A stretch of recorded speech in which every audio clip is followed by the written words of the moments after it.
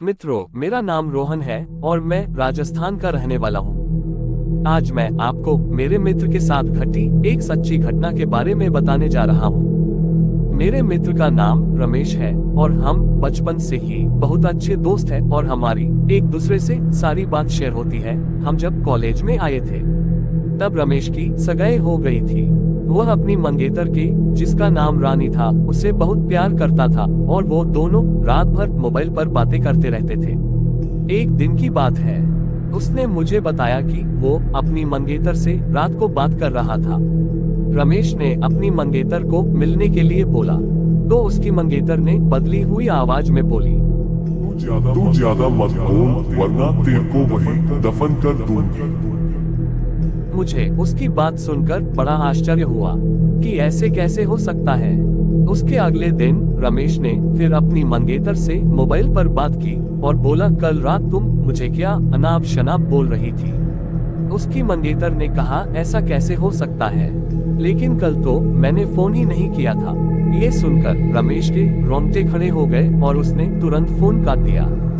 उसी वक्त दीपक ने मुझे फोन किया कि उसकी मंगेतर की तबीयत खराब है और कल उसके घर पर चलना है। अगले दिन हम दोनों तैयार होकर रमेश की मंगेतर के घर गए। वहां हमने दरवाजा खटखटाया तो उसकी मंगेतर सामने खड़ी थी और बदली हुई आदमी की आवाज में बोल रही थी कि तू फिर आ गया, तूने अगर अंदर कदम रखा तो यहीं पर तेरी अर्थी निकाल दूंगा। रमेश बोला कि ये क्या बोल रही हो। रमेश आगे था और जैसे ही उसने घर में कदम रखा, उसकी मंगेतर ने दीवार पर टंगी तस्वीर उतारकर रमेश के सर पर दे मारी। उसके सर से खून बहने लग गया। दीपक के ससुर और सालों ने उसकी मंगेतर को पकड़कर बिठाया। फिर उसके सालों ने दीपक के सर पर पट्टी बांधी। रानी के दादाजी ने बताया कि रानी को जिन का साया लग गया है। इस पर रमेश के ससुर ने उन्हें अपना मुंह बंद रखने को कहा। थोड़ी देर रुककर हम वहां से सीधे अस्पताल जाकर ध्यान से पट्टी करवाई। उसके अगले ही दिन मुझे दीपक का फोन आया कि रानी की तबीयत बहुत खराब है और वो अस्पताल में भर्ती है। रमेश ने बाइक निकाली और हम दोनों जल्दी अस्पताल पहुंचे। वहां पर पहुंचते ही हमने डॉक्टर से रानी की हालत पूछी तो उन्होंने बताया कि उसकी हालत बहुत नाजुक है। कौन सी बीमारी है वो पता नहीं चल पा रहा है और उसके घर वालों को डॉक्टर ने घर ले जाने को कहा। सभी हैरान थे कि ऐसी क्या बीमारी है जिसका इलाज डॉक्टर के पास भी नहीं है। फिर उसके घर वाले रानी को घर ले आए। रानी ने रमेश को बुलाया और कहा कि मैं अब ज्यादा दिन जिंदा नहीं रह पाऊंगी और तुम किसी अच्छी लड़की से शादी कर लेना।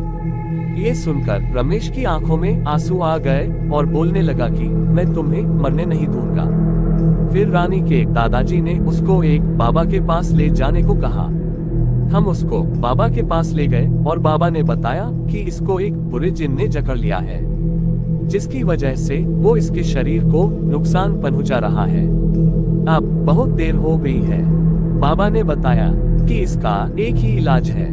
यहाँ से 100 किलोमीटर दूर एक दरगाह है, वहाँ इसका इलाज हो सकता है। और बाबा ने बताया कि इसके साथ वही इंसान जाएगा जिसे वो सबसे ज्यादा चाहती है।